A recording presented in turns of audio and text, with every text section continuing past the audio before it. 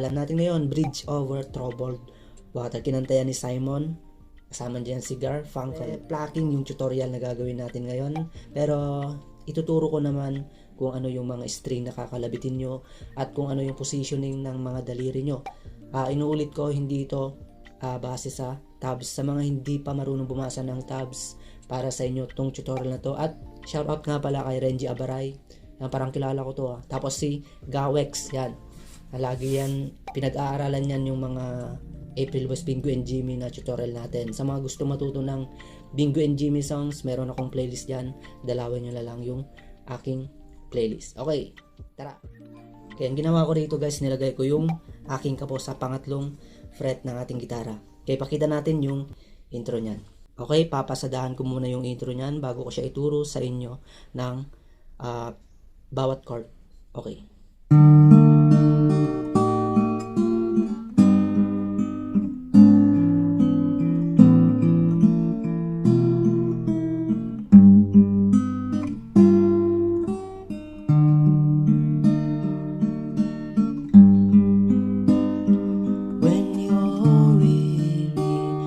Ang chord dyan, nakikita nyo, C, di ba? Ituturo ko bawat chord guys kung ano yung finger picking yan. Okay, mag-position kayo ng chord ng C, syempre. Ganito, ipapakita natin yung plucking pattern yan. Meron yan guys, yan, 5, 3, 2, 1. Ganun lang sa part ng C. Then tutungo tayo sa C/G o kaya C over G. Yan, ang C over G guys, nakaposition ng C, di ba? Ganyan yung C. Yung ring finger natin, ililipat lang natin dito sa 6th string ng 3rd fret. Yan, sa base ng G, kaya C over G. Plucking pattern yan ay, yan, ipakita natin. Yan, yung naka-close and open parenthesis, 6 at 1, 2, di ba? Ibig sabihin yan, pag kinulong ko yung mga number guys ay, sabay nakakalabitin yan. 6, tapos 1 and 2. Yun, pataas yung pagkalabit doon. Magkakasabay yung tatlong string na yan. Okay, ulitin natin from C.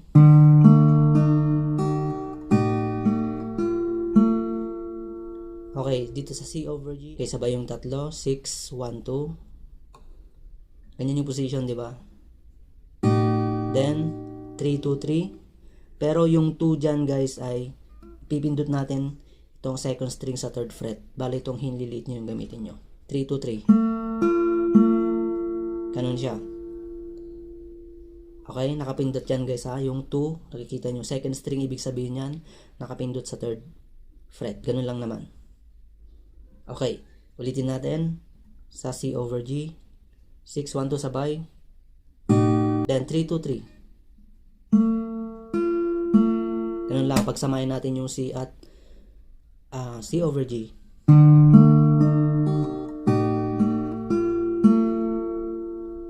Simple lang, di ba? Then, tutungo tayo ng F. Ganito.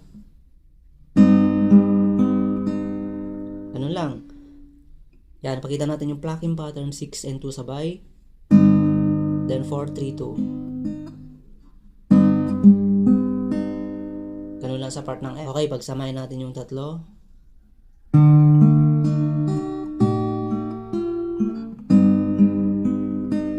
Yun. Then, next chord. Nakikita nyo yan, F sharp dim o kaya F sharp diminish yan. Ang ginawa ko dito sa F sharp diminish guys ay palibrinoken chord ko siya. Ganito lang yung pinindot ko, yung 6th string dito sa 2nd fret. Ginamit ko yung hintuturo dyan. Tapos yung middle finger ko nasa 3rd string ng 2nd fret. Ganyan lang yung F sharp diminish ko dito. Tapos ganito naman yung kakalabitin. Sabay yung 6 and 2nd string. Open yung 2nd string dyan guys. Then 4, 3, 4. 6 and 2 sabay. Then 4, 3, 4. Ganun lang, okay. Balik tayo sa C. Pagsamahin natin yung 4.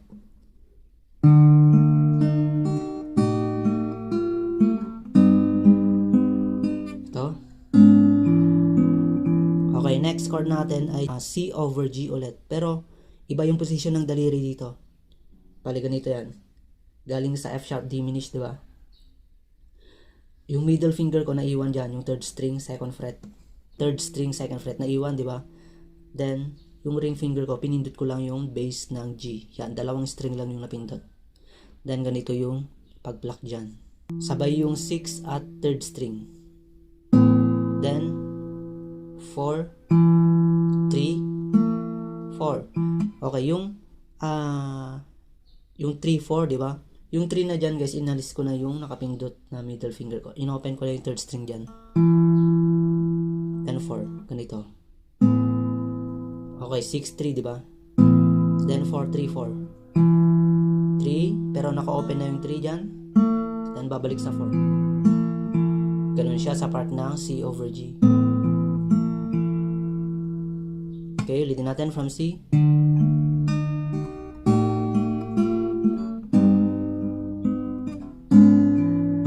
Okay, C over G.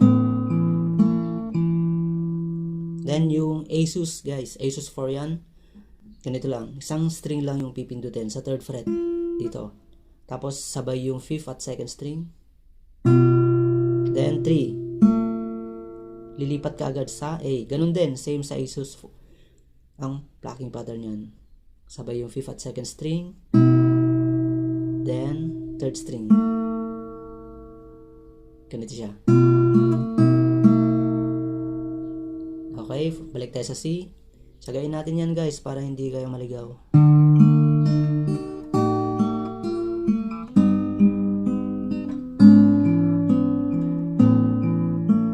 Asus. Then F. F ulit. Ganito. 6, 4, 3, 2. Ganun lang sa part ng F. Then F minor, di ba? Okay, ang position ng F minor natin ay 6 at ganito, 6 at 2nd string, 1st fret, base ng F, tapos yung hiniliit nyo dito, 2nd string, 3rd fret, ganyan. Sabay yung 6 and 2, syempre. Then 1, open. Tapos nakikita nyo 2, di ba? Pero yung 2nd string natin nasa 1st fret. Ganito. Ganun sa part ng F minor. 6 and 2 sabay. Then 1, 2. 2nd string nasa 1st fret. Okay, buuin natin lahat. Yung huling chord yung nasa baba, C, F, C, F. Parang yan na lang yung duelo niyan, guys, patungong verse. Okay, ulitin natin, buuin natin.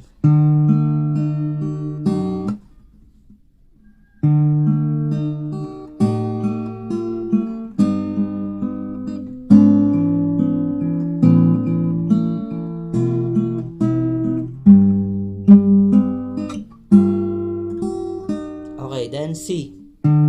Yan, C, F, C, F, yan. 2 times na yan.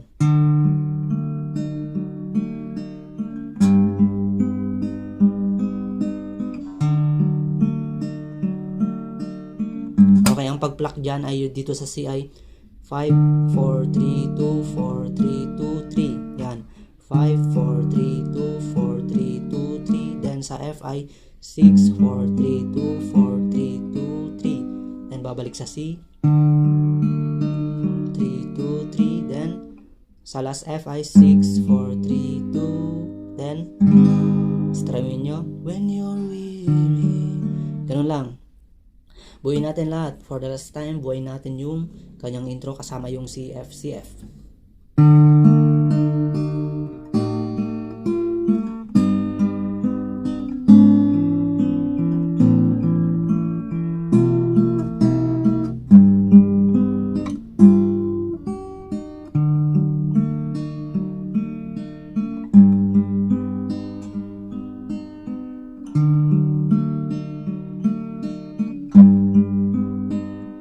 Okay. Then, verse tayo. Okay, sa mga di pa pala nakalike, guys, palike naman yung video natin. Tapos, pasubscribe na rin kung hindi pa kayo nakasubscribe. Salamat po. Sa verse, ganito. When you're weary, feeling small, when tears are in your eyes, I will comfort you.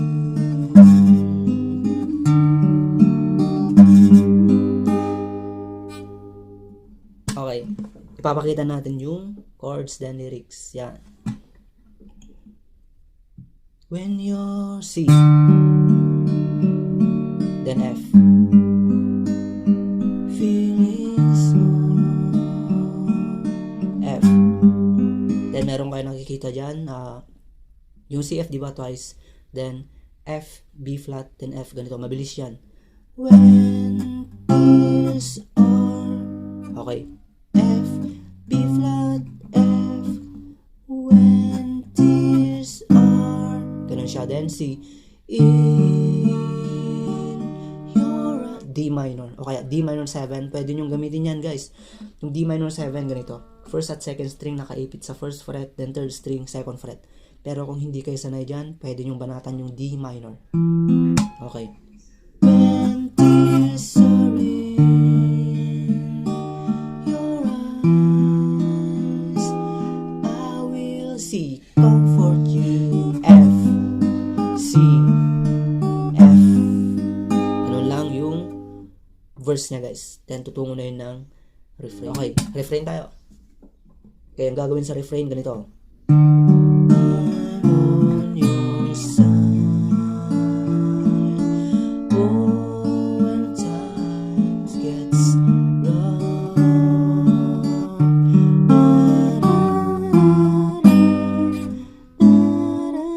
Okay. Unang chord yan, C. Yan. Yang C, G over B, A minor, F, G. Mabilis na paglipat. Kagayas, kanina dun sa yan. I'm on your, okay. C, G over B, A minor, G.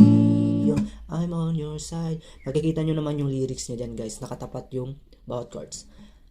Okay, yung G over B, tuturo natin, second string, third fret. Yan, ring finger.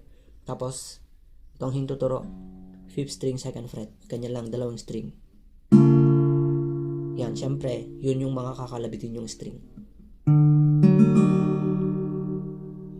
Okay, bale, dito sa kanyang part na kumakanta na, ay hindi ko na tinuturo yung plucking pattern, di ba?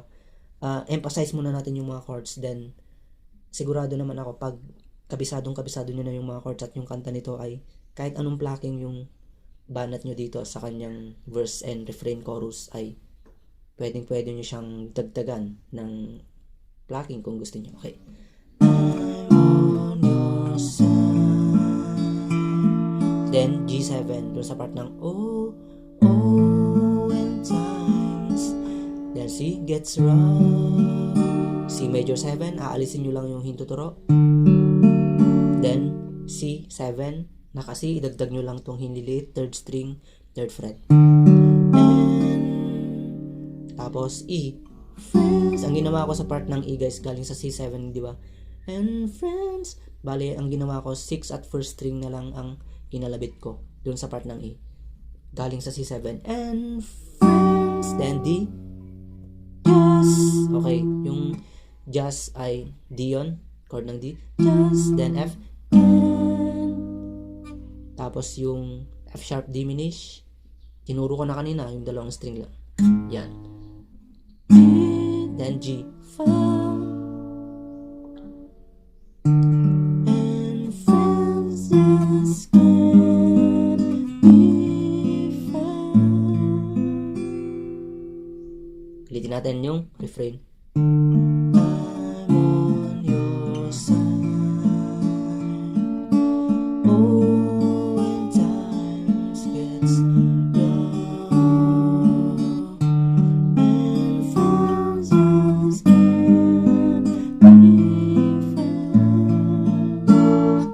Chorus tayo. Ang chorus ganito. Like a bridge over troubled water, I will lay me down.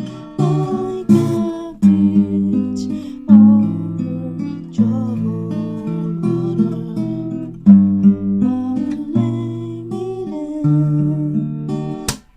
Okay, mabilis na paglipat dito. C, G, F. Then left sharp diminish, then C C over G. Yung C over G natin guys, kagaya yung pagpindot natin sa part ng intro kanina. Ganito, yan. Dalawang string lang. Then A sus at A. Then F. I will. Okay, next chord, G sharp diminished again. Yan, G sharp. Kanina F sharp diminished, di ba? G sharp diminished, madali lang naman, sa 4th fret lang, 6th string. Dito. Yan, ring finger yung gamitin nyo. Kung abutin nyo yung 1st string guys, sorry, abutin nyo yung 2nd string 1st fret, kanyan.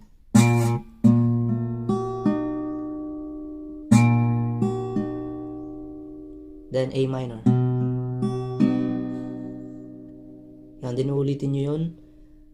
Chords na yun, nagkaiba lang sa dulo, A minor sa dulo, then next part niya ay C sa dulo.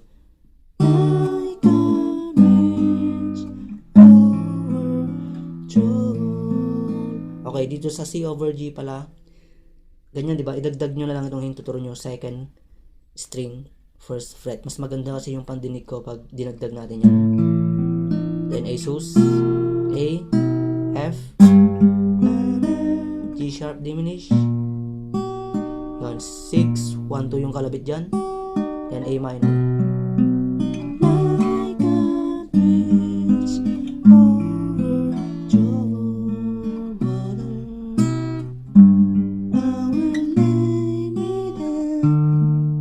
Yan, diretso na yun sa kanyang interlude guys. CF, CF lang.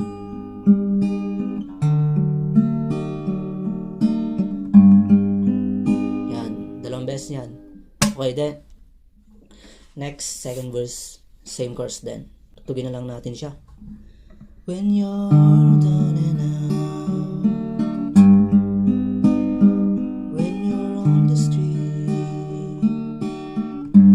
when evening falls so hard, I will comfort you. F, C, F, then refrain.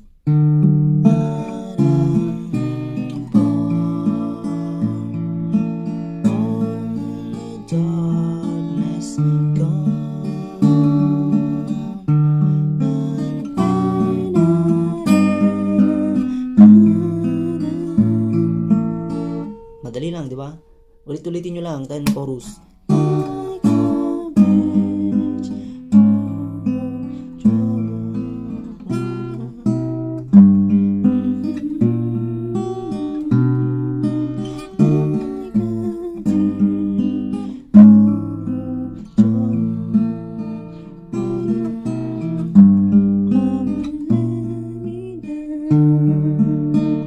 Then CF, CF ulit.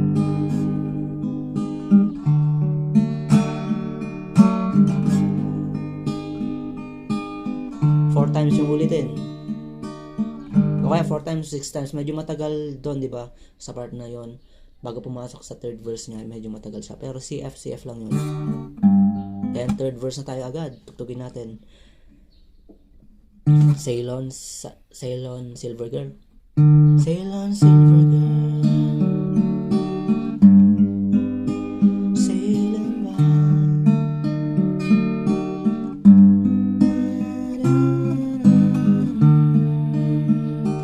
To shine all your dreams on your way. Okay, refrain ulit. See how they shine. Oh, if you need a friend, I'm sailing right. Then chorus guys. Okay, dito sa last chorus o kaya chorus 3, yan, pakikita natin yung chords niyan na iba sa dulo. Yan, pero sa unang part same siya.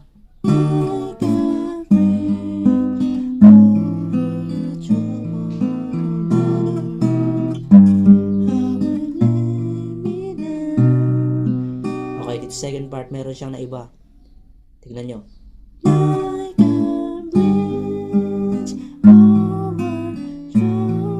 A sus, then A minor na, hindi na siya A. Then F. I will Tapos ganito.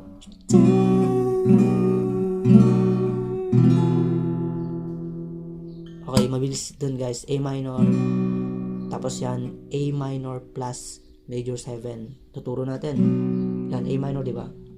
Yung second at third string, ipitin nyo sa first fret. Yun, then third string, second fret. Yan, A minor plus major 7. Then A minor 7, ganyan lang. Yun, mabilis yung tatlong yan, patungong D. Then D. Okay, ulitin natin sa second part ng chorus.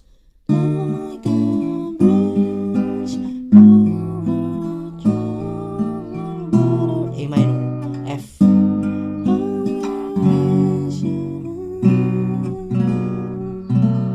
D. Yan, ganun lang. Tapos na yung kanta doon, then yung outro niya ay C, F, A minor, E minor, then C. Ganun lang yung bridge over troubled water, guys. Okay? Tapos na ang tutorial at maraming salamat po.